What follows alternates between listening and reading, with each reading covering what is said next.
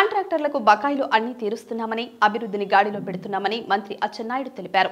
Irrigation ప్రాజెక్టులు పూర్తి చేస్తున్నామని, పోలవరం త్వరలోనే పూర్తి చేస్తామని ఉద్ఘాటించారు. సూపర్ 6 హామీలు నెరవేర్చుకుంటూ వెళ్తున్నామని అన్నారు. తల్లికి వందనం, మిగిలినవి త్వరలోనే అమలు చేస్తామని స్పష్టం చేశారు. వేసవి సెలవుల తర్వాత అన్ని సదుపాయాలతో పాటు తల్లికి వందనం అమలు చేస్తామని చెప్పారు.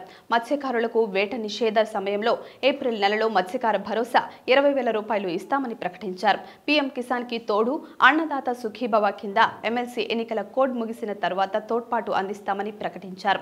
24% వ్యవసాయం నుంచే రాష్ట్రానికి ఆదాయం వస్తుందని తెలిపారు. జగన్ వ్యవసాయ రంగానికి నష్టం చేకూర్చారని ధ్వజమెత్తారు.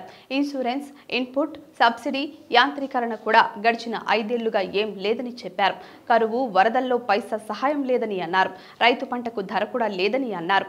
అష్ట కష్టాలతో రైతు అమ్మిన ధాన్యానికి 6-7 మాసాల తర్వాత డబ్బులు ఇచ్చేవారని తెలిపారు. 1,600 కోట్ల రూపాయలు రైతులకు వైసీపీ ప్రభుత్వం బకాయి పెట్టిందని ఆవేదన వ్యక్తం చేశారు. 8 మాసాల్లో 5 తుఫానులు వస్తే త్వరితగతిన 270 కోట్ల రూపాయలు సాయం చేశామని గుర్తు చేశారు. ప్రభుత్వం చేసిన సాయం చెప్పడానికి ఇష్టం లేకపోతే సైలెంట్ గా ఉండాలని మంత్రి కింజరాపు అచ్చెన్నాయుడు అన్నారు.